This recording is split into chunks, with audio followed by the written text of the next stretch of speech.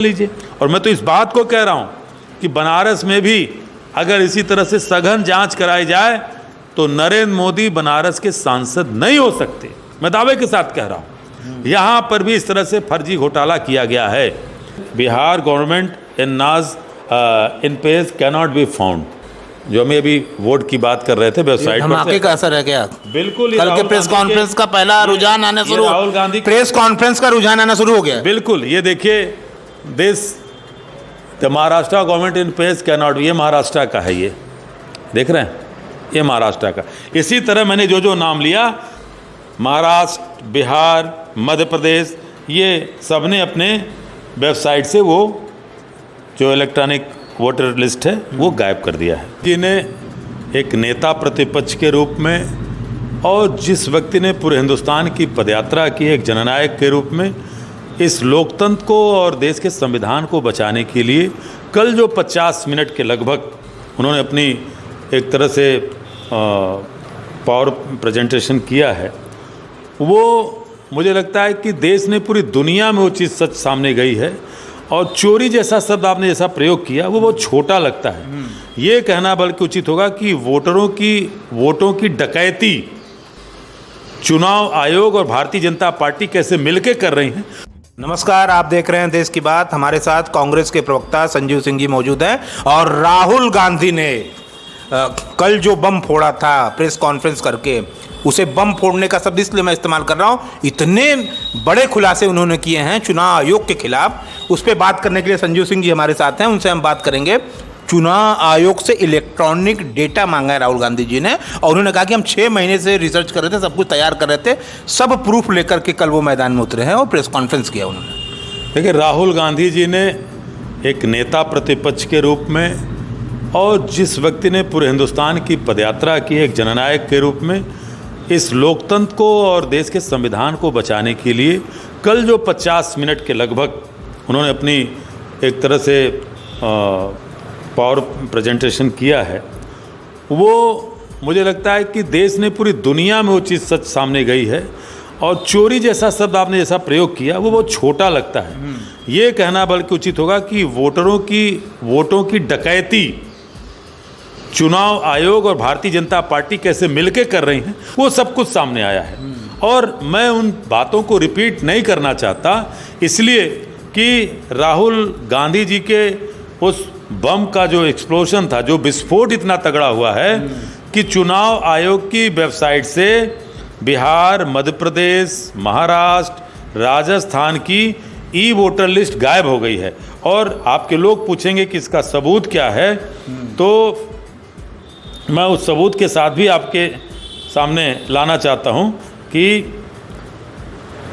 हमारे साथियों ने इसको हमने खोजा है। तो चुनाव आयोग की वेबसाइट से वो ई वोटर लिस्ट गायब हो गई है, इस समय हटा दिया है।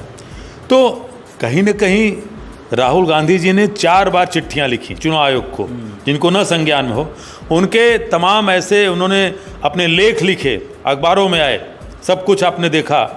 उसके बावजूद भी राहुल गांधी जी ने कहा कि साहब, हमें जब महाराष्ट्र के चुनाव की बात आई तो उस समय कहा कि हमें आप वोटर लिस्ट दे दीजिए।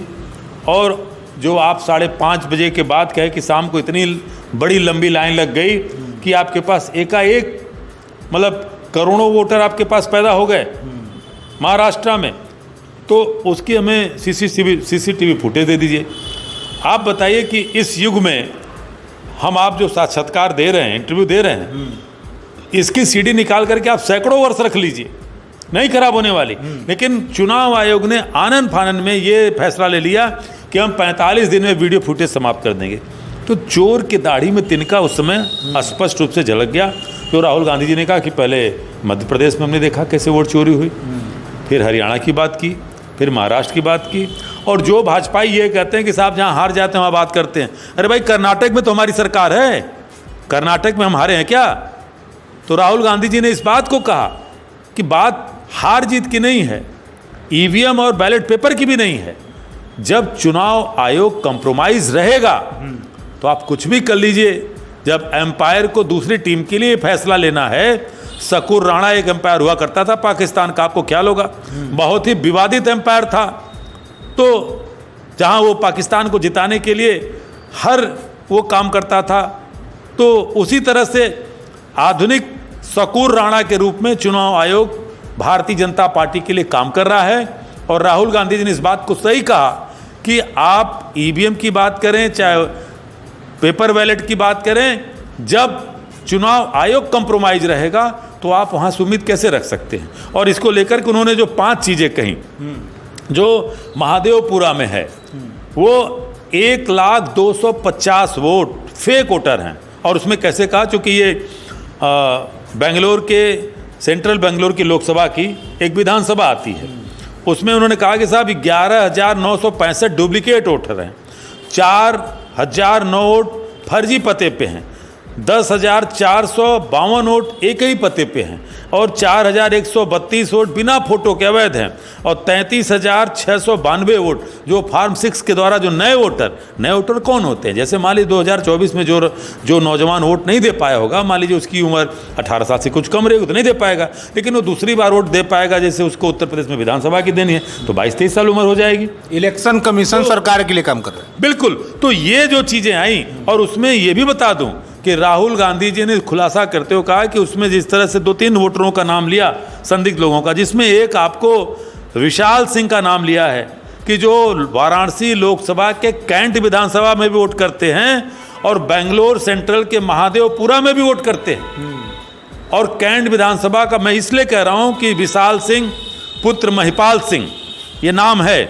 मैं ये नहीं कहता हूं कि विशाल सिंह ही वोट किए होंगे, क्योंकि भाई जब आपके पास सीसीटीवी फुटेज नहीं है तो कोई भी विशाल सिंह वोट कर सकता है। जैसा कि एक महिला को भी राहुल गांधी जी ने दिखाया, सम रानी करके वो टिक लगा हुआ चुनाव आयोग के वोटर लिस्ट के सामने कि साहब इनका वोट पड़ा। तो पूरी तरह से उस एविडेंस के साथ राहुल जी आए हैं, कोई हवाई बात नहीं कर रहे हैं।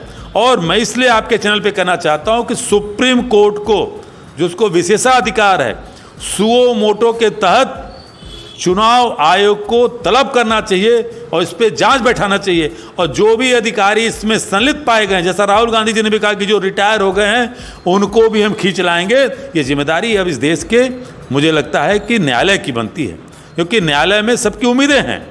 और देश की जनता के साथ जो वोटों की डकैती चुनाव आयोग और भारतीय जनता पार्टी कर रहे हैं, अगर सुओ मोटो के तहत सुप्रीम कोर्ट इस पर निर्णय लेकर के कार्रवाई करता है तो दूध का दूध और पानी हो जाएगा। ये मैं जानता हूं। इलेक्शन कमीशन जो है, जो इलेक्ट्रॉनिक डेटा राहुल गांधी मांग रहे हैं उसे दे करके क्यों नहीं अपने आप को साबित कर देता कि चलिए इलेक्ट्रॉनिक डेटा ले लीजिए, आप उस पर एनालिसिस करिए लेकर के, क्यों ऐसा नहीं कर रहा है? क्या दिक्कत आ रही है इसमें? भाई कैसे करेगा वो इलेक्शन कमीशन? जब आप बताइए कि एक तरफ उसने कहा कि इतना बड़ा सवाल उसके ऊपर उठ रहा है तो फिर स्पष्टीकरण तो देना होगा ना उसको, तो प्रेस कॉन्फ्रेंस उसे भी करना चाहिए। महाराष्ट्र में राहुल जी ने कल महाराष्ट्र की भी चर्चा की कि भाई आप ही बताइए, आप तो तमाम ऐसे पत्रकार हैं सारे लोग, कि वो जैसे होता है ना कि चावल का एक दाना देख करके भांप लेते हैं कि हंडिया का चावल पक गया कि नहीं। आप लोग पूरे देश में टहल रहे थे, एंटी इनकम्बेंसी को धता बता दिया जा रहा। जिस महाराष्ट्र में सिर्फ फुटबॉल हो रहा था, जो सिंधे शिवसेना थी और जो भारतीय जनता पार्टी थी, तमाम लेकर के कहीं से कुछ नहीं। और उसका एक जीता जागता प्रमाण था कि जिस लोकसभा के चुनाव में मात्र 5 महीने पहले कांग्रेस सबसे बड़ी पार्टी बनकर निकलती है, इंडिया गठबंधन वहाँ जीतता है, और 5 महीने बाद नवंबर 2024 में महाराष्ट्र के विधानसभा का चुनाव होता है। जो वहाँ पे बुजुर्ग हैं उनसे भी ज़्यादा वोटर वहाँ पैदा हो गए। और 5 साल में एक विधानसभा 2019 से लेकर के एक लोकसभा चुनाव तक आते आते 31 लाख वोटर होते हैं। चलिए साहब वो ठीक है, लेकिन 5 महीने में मई 2024 से लेकर के नवंबर 2024 के बीच में जो है 41 लाख वोटर पैदा हो गए। और 1 करोड़ के आसपास जो वोटर हैं, वो जो वोटर वहाँ पे जो बुजुर्ग मतदाता है कह लीजिए, जो बुजुर्ग लोग हैं, उससे सीनियर सिटीजन से ज़्यादा वहाँ वोटर पैदा हो गए। तो ये सारी चीज़ें शक पैदा करती हैं। और राहुल गांधी जी ने इसी चीज़ को लेकर के कहा कि 25 ऐसी लोकसभा की सीटें थी जहाँ पे 33,000 से न्यूनतम वोट से भारतीय जनता पार्टी के उम्मीदवार को जिताने का काम किया गया, जिससे नरेंद्र मोदी जी आज प्रधानमंत्री हैं।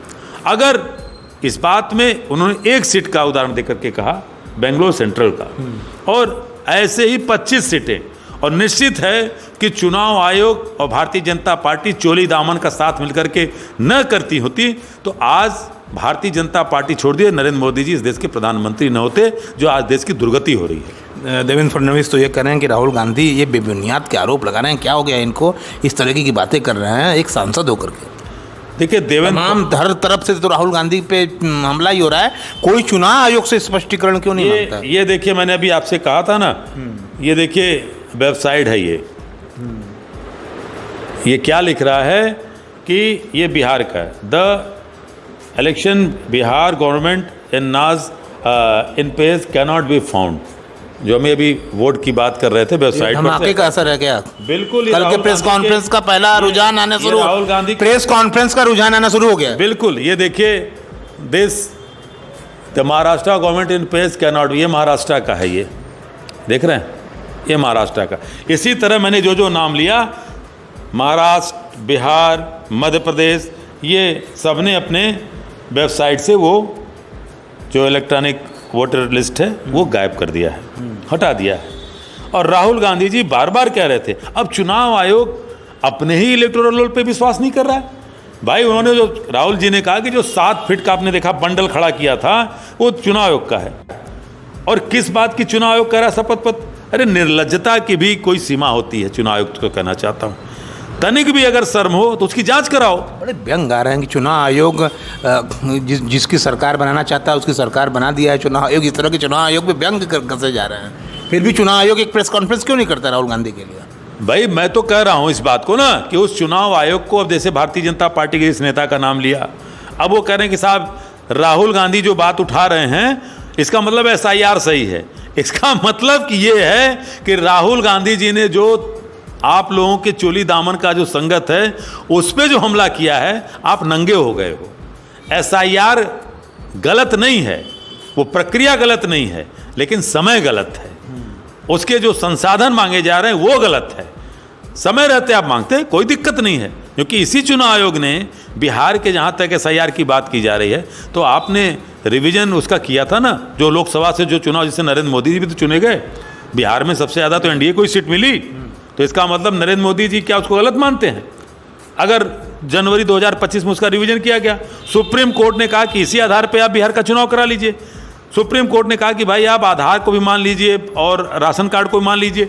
एक सरकार जो 82 करोड़ लोगों को राशन देने के लिए ढिढोरा पीटती है तो उसी राशन कार्ड पे देती है, उसी आधार पे देती है। अब आधार निराधार हो गया और आप उसी आधार पे पासपोर्ट बनवाते हैं, तो कहीं ना कहीं इसका मतलब है कि ये जो जल्दी है, क्योंकि राहुल गांधी जी जिस चोरी को कर्नाटका में, महाराष्ट्र में पकड़ लिए थे वो चोरी ये बिहार में न कर पाते, इसलिए SIR के नाम पे चोरी हो रही है।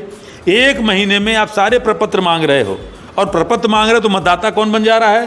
कहीं डाक बाबू बन जा रहे हैं, कुत्ता बाबू बन जा रहे हैं, कुतिया देवी बन जा रही हैं। सब छोड़िए, अमेरिका का राष्ट्रपति डोनाल्ड ट्रंप जो 34 बार मोदी को हड़का चुका है, वो भी पता चल रहा है कि बिहार के समस्तीपुर का वो भी वहाँ का निवासी बन गया। ऐसा हो रहा है तो कौन लोग हैं भाई?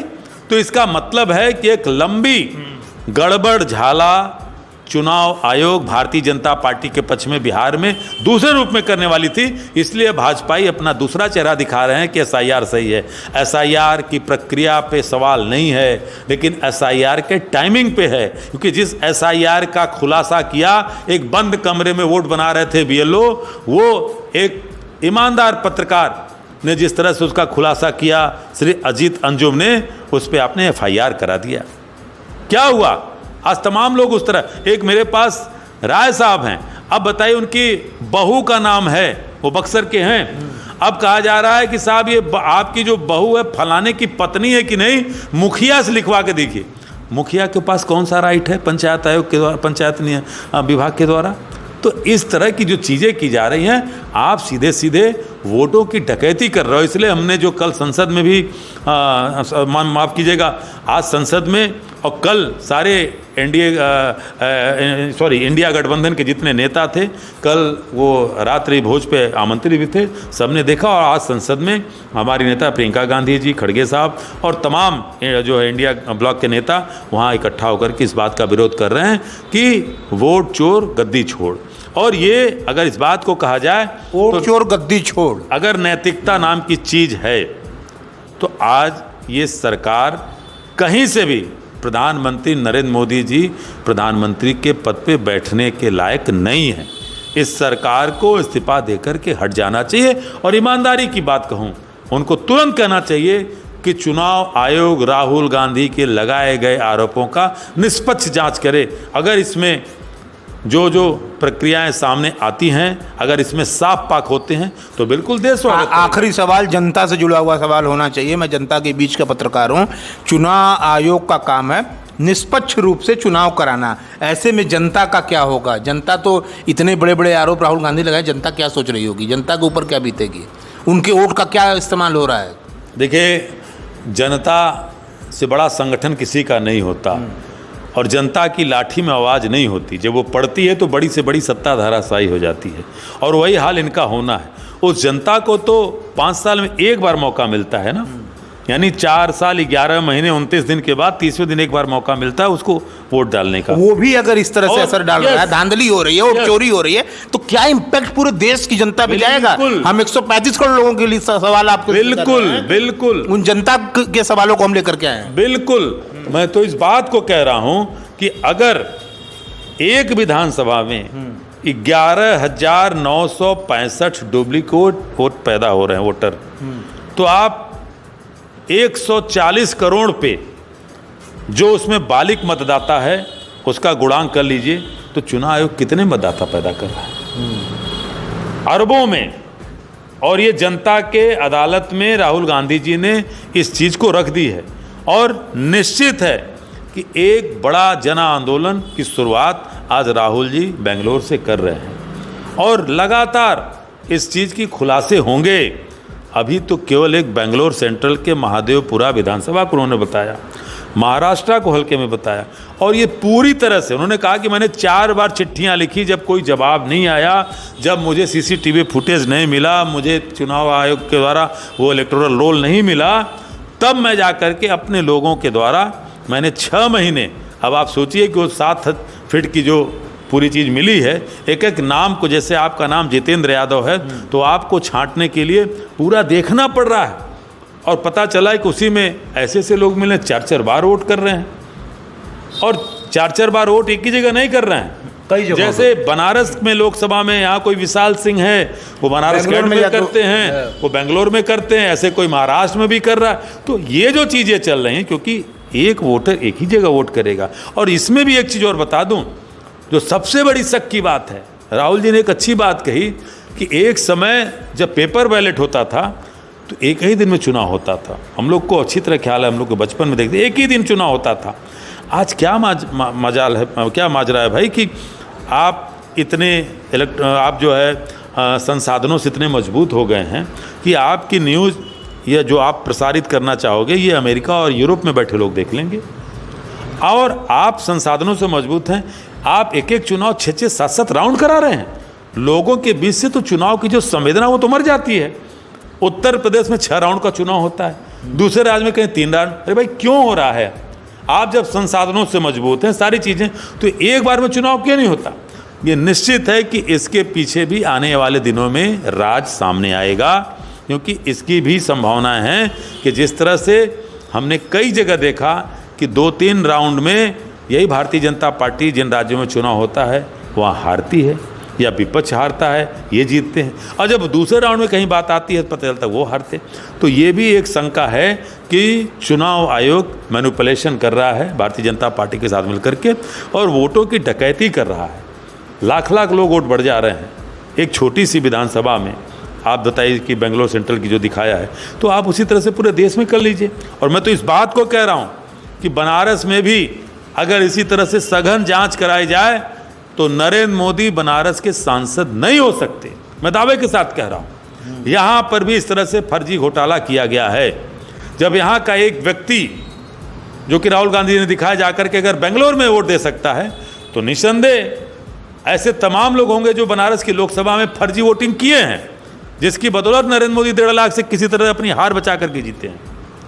तो ये थे हमारे साथ संजीव सिंह जी, और मेरा भी यही मानना है व्यक्तिगत रूप से, एक पत्रकार तो मैं हूँ ही, लेकिन राहुल गांधी के वीडियो को, प्रेस कॉन्फ्रेंस जो राहुल गांधी का था, जनता को खोज के देखना चाहिए, कहीं ना कहीं से निकाल के देखना चाहिए, लेकिन उस वीडियो को आप जरूर देखें और हमारे वीडियो को भी जरूर देखें। कांग्रेस के प्रवक्ता संजीव सिंह जी के साथ जितेंद्र यादव, देश की बात के लिए। धन्यवाद।